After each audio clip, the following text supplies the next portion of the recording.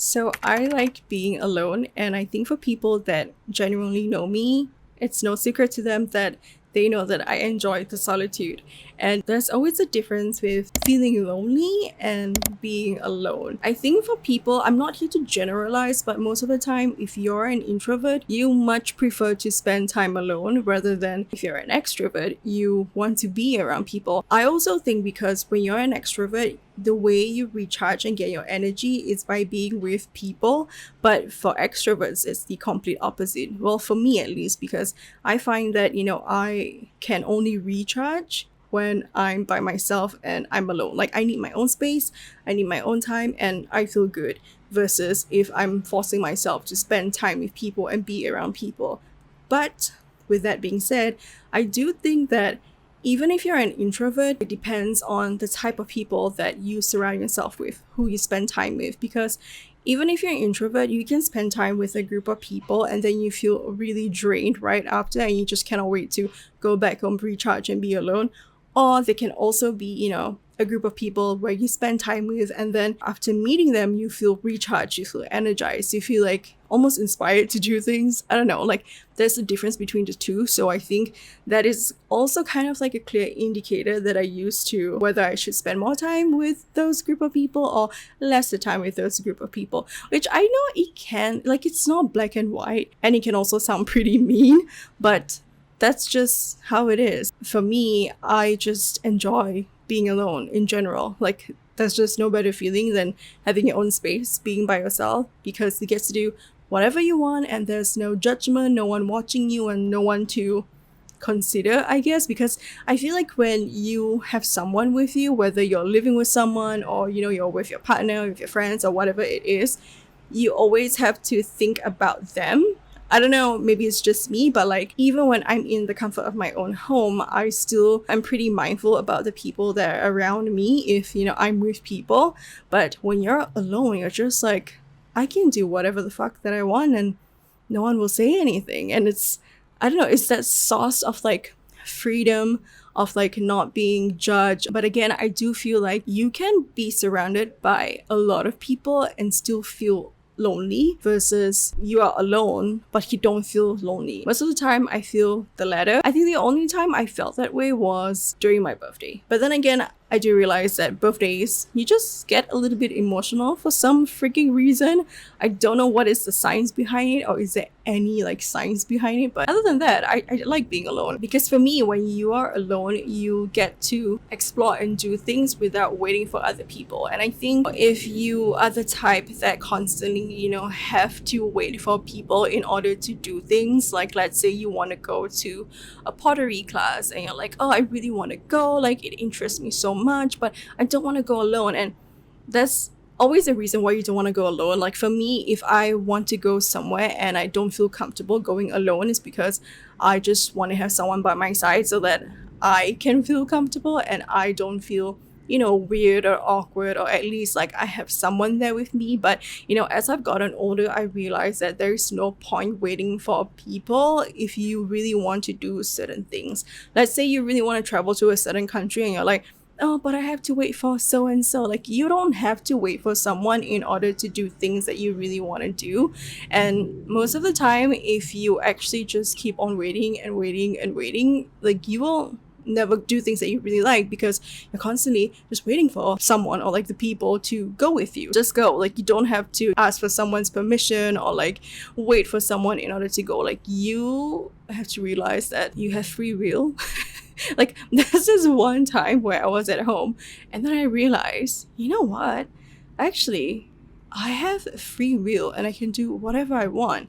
And I think it was nighttime and I'm like, you know what I feel like doing? I feel like eating chocolate with bread. So I had leftover sourdough bread, and I remember seeing this reel where someone did like a snack where it's just like the bread and butter and chocolate. Like, it looks so nice, and apparently it's like a snack where French people usually do for kids. But I thought, oh, that looks delicious, and then I realized, like, you know what, even though it's 8 p.m, I can do that. Like, I'm alone at home, it's nighttime, I have all the things that I saw in the video. I have the leftover sourdough bread, I have the butter, I have a block of chocolate. So I made that snack and I was like, oh, yeah, I have free will. I can actually do whatever I want. And it's so liberating to realize that. And I'm not saying that you cannot do those things when you're not alone. Obviously, you can, but it just feels different when you're alone and you realize, like, oh, I am in my own company and I have free will. I can do whatever it is that I want. I know I say that, oh, I have free will, but it also depends on where you were born, where you're living at right now, because obviously, maybe if you live in different countries, you don't have that much free will. So anyways, apart from, enjoying the benefits of, being alone and being in solitude, you don't have to think of anyone else. It's kind of like you're just being selfish without being selfish because there's no one to think of, And also there's a lot of opportunities for like self-reflection and growth, because when you're by yourself, you learn a lot about yourself, what you don't like, what you actually like, how you handle yourself in certain situations, or, you get yourself into certain problems or whatever. And then when you're alone and facing it alone, you start to learn more about yourself. You're like, oh, so this is how I would actually react when I'm in this, situation right now. And you just learn a lot about yourself, which I think it's hard to learn about yourself sometimes if you're constantly around people. Because when you are alone, you don't depend on other people for solutions. And I'm not saying that, oh, you shouldn't depend on people for solutions or whatever, but I'm saying that when you are facing it alone, you tend to use your critical thinking cap even more. You are forced to think for yourself.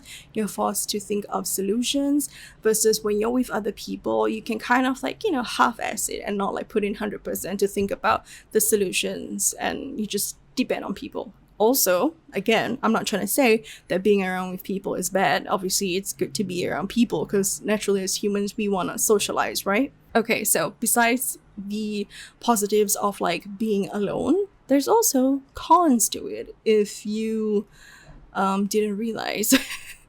I mean, for me, being alone is great. It's amazing. I love it so much. But I'm not gonna lie, with everything, there always has to be a balance. Even though you use your critical thinking skills to think of solutions, to expand your mind even more, it can be hard when you are experiencing a problem or an issue and then you are just constantly talking to yourself, because especially when you feel like you are in a rut and you don't know how to get out of a certain situation, your mind is kind of like this. It's like you're narrow-minded in a sense. This is what you're seeing. You can't like see the bigger picture, versus when you actually talk to someone about it, then you realize like, oh, okay, there's more, like you get more inputs just because you're talking to other people and you're not just by yourself. But to be so for real with you right now, as I'm speaking about this topic, I feel like there's just more pros than cons to being alone. And I don't know if it's just me, my introverted homebody self, that is speaking about this topic, but I just feel like it's just awesome to be alone. And, of course, when you're around with people, obviously you can progress together further. You can grow even more, even though I say that, you can grow when you're alone, but I think there are certain parts of yourself where you can grow more when you're alone. And there are also other parts of yourself where you can grow more when you're with other people. So yeah, I guess there's a balance, right? And I mean, there's a reason why they say meditation is good for you, because when you meditate, you're essentially alone with your thoughts. And, when you meditate or when you journal, when you're by yourself, you're just, in a way, you're deepening your self-awareness. But I do have to say that being self-aware is a good thing, but it makes no difference if you're self-aware and you don't do anything about it. Like, if you're self-aware that you're an asshole, but then you don't do anything to change the fact that you're being an asshole, then there's no point in being self-aware. And I'm pretty self-aware of myself. And I do know that there are some things that I know that I should change about myself, like bad habits and stuff. And I still don't, or like my progress is very slow with that. And I get it, I'm self-aware in that sense. But I know that I'm not an asshole, so. And like I mentioned about meditation, obviously you are by yourself, you're in solitude, you're just alone and with your own thoughts. And it's not easy, obviously, to meditate, which is so funny because it is one of those things where you literally sit down or lie down by yourself with your own thoughts and just keep quiet. And that is actually the hardest thing to do. Like, to be alone with your thoughts, because I don't think we realize that we have so much going on in our heads. Even when I go to sleep, it's nighttime, it's quiet, it's winding down, everyone's just like trying to sleep. I feel like there's so much chatter in my brain that I just feel like it's so hard to shut off. And I think that's why I rely a lot on listening to guided meditations or like sleep hypnosis to help me go to sleep. And sometimes I listen to ASMR videos or like watch ASMR videos to make me fall asleep. I mean, it's not as bad as last time, because I remember I used to watch ASMR videos every single day because I just couldn't sleep. I don't know if it's like sleep insomnia or whatever. Like, I don't like to diagnose myself just because I've not been professionally diagnosed by anyone, so that used to happen all the time, but now not so much. Unless I know that I'm feeling pretty anxious, then I will listen to a sleep hypnosis or watch ASMR videos to kind of calm me down. When you're meditating, it just helps you to connect with your inner self, which is really weird. I don't know how it actually works, or maybe I do, I just don't know how to explain it properly. But then again, if you don't know how to explain it, then it means that you don't really understand. But there's this one book that I do recommend. It is by Dr. Joe Dispenza. He combines science and spirituality together, and he talks a lot about neuroscience and how, you know, your brain works, and that actually gives good insight about meditation in general if you're looking at the science part of it, but also balances with the spiritual part of it. When you learn how to meditate, you learn how to connect with your inner self, you learn how to manage your stress, and also ultimately find peace with things that you were never at peace with in the beginning. And I'm not saying that doing it once, like meditating, like just one time, will help you. Obviously, it's a daily habit that you have to put in the work, you have to put in the reps in order to see the results, and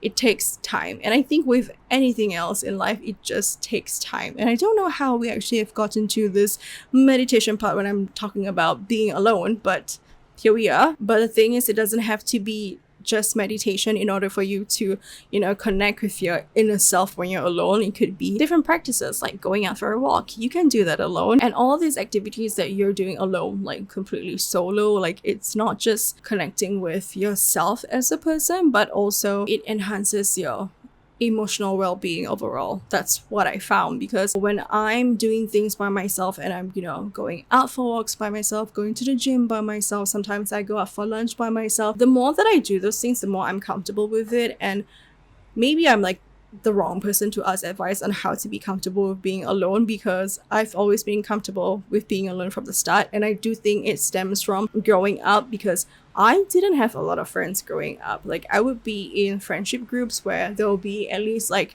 2 to 4 people ever since I was a kid. And it went from like teenager to like young adult to like being an adult. You go through different stages. And I do realize that, you know, when you break up from friendships, I won't say break up or like separate, I don't know, it sounds dramatic, but here's one thing that no one talks about, I have to say, just sliding in, is friendship breakups are harder than romantic breakups. It's really hard, just because I think when you're heartbroken, most of the time you go to your friends for comfort or like for advice or someone to listen to. But when you're not, you know, friends with them anymore, or you are separated from them, whatever the case may be, it's like, oh, who do I go to now? Although I do say that, you know, I like being alone, and being alone is important, but having people around you, having friends, having a support system is just as important. So I hope not to sway. I'm not like swaying you to go, oh, you have to be alone, you must be alone. Like, obviously not. Like, you know, common sense, like you need people around you to survive. Where was I going with this?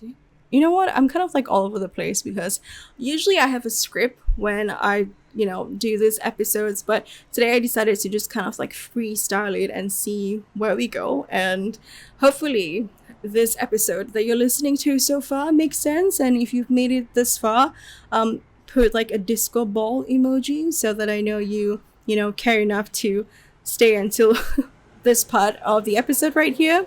And I know that I briefly mentioned about being alone versus feeling lonely. And I do want to say that there's definitely like a difference between realizing that you're okay and happy being alone because it's healthy solitude, you are content with being alone, versus feeling lonely, because when you're feeling lonely, that's when you feel really isolated, you feel like there's no one to turn to.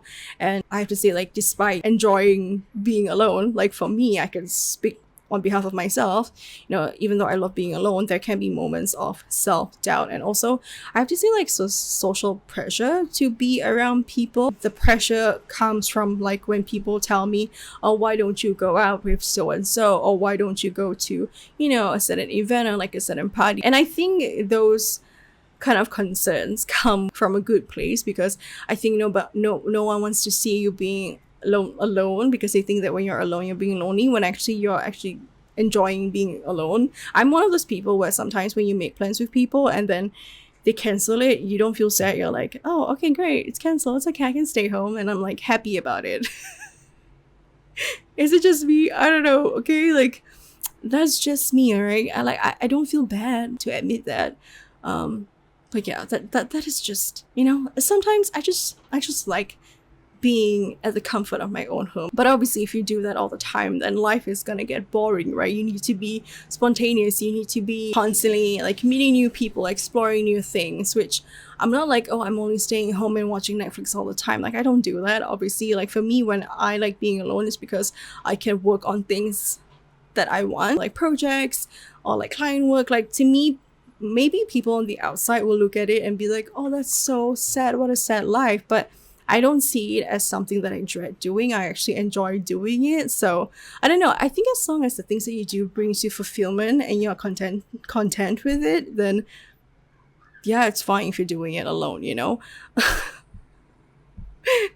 This is not an advice episode, by the way. I'm not giving any advice. I'm just kind of like, telling you, or not telling you, sharing with you how, as an introverted person, how awesome it is to be by yourself. Like, honestly, it is the best feeling in the world. And I also think it comes from growing up, because I have a huge family. Like, I always lived with a lot of people, including me. There's like 5 siblings, and now that my siblings are married and they have kids, so things multiply. It's just a lot of people, and sometimes they can get a bit rowdy. So I think for me, like, when I can do things on my own, it's like really nice to get away from noise. Does that sound bad to say that?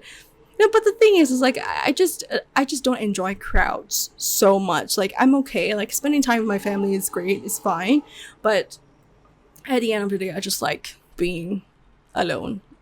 Just to recharge. I need to recharge my energy before going out and socializing with people. But with that being said, even though you enjoy being alone, you have to learn how to differentiate moments where you feel self-doubt or like social pressure, because you need to balance having alone time with meaningful social interaction. You just have to set a couple of boundaries even for yourself, even if you like being alone. Like for me, like, okay, I have to go out at least once a week. Like, I cannot just be by myself. Like, even when I'm by myself, it's not like I just stay home. Like, I do go out. Like, I'm okay with going out, having lunch or dinner by myself, or going to buy something for myself, or even going to the beach by myself. Like, I just enjoy my own company. And but that also means that I also have to set boundaries where, okay, I know when I need to meet people, because it's not healthy to be alone by yourself 24/7 all day every day. Even though there are times where I'm like, oh, I would love to do that, but like, honestly, after the pandemic, it has made me realize, like, oh my gosh, I'm craving for like social human interaction so much, that even so, like, going out to the supermarket to talk to people working there, or to like random strangers, it just makes me, you just feel like slightly lighter. Like, you just need to talk to someone. If you feel like you are scared to be alone, one thing that I would say is that there's nothing to be scared of, trust me. And it's not nuanced, right? It's not like a black and white thing. Obviously, maybe you are afraid of being alone because growing up, let's say you're like an only child, you don't have friends, your parents don't really spend time with you, you're kind of like alone most of the time. So maybe that's why, as you've grown older, you realize that, oh, I actually just want to be around people because it just makes it more comfortable, versus being alone, because when I'm alone, it reminds me of my childhood when I'm being neglected or like alone. That sounds really deep, right? But it could go that way. But I think if you dislike being alone, or you just find it so uncomfortable, like even going to the shops alone or having lunch outside alone like scares you, then I think it's more of like an inner work thing. I do think that there will be seasons in your life where you will face solitude, and it's usually the times where you really need it. There are times in my life where I do not want to be alone, but different circumstances and like problems and situations happening in my life, there was this point of time where I was in a season of just being by myself and being in solitude. And I'm so grateful for that season of my life because it has taught me so many things. Because at the time where you don't want to be alone is the time that you need to be alone the most. Like you can learn about yourself. And that season of my life where I was in complete solitude, where I just had no support, I didn't know who to go to, there were just things happening in my life which I'm not gonna like dive into. For the first time, it feels like, oh my gosh, I'm like alone on this boat in the middle of the sea, and I do not know what to do and where to go. I was really scared, to be honest. Like I did not know what to do, but that situation, like that period of my life has made me, I guess, this sounds so cheesy, like it's made me stronger, but like I guess it's made me more resilient.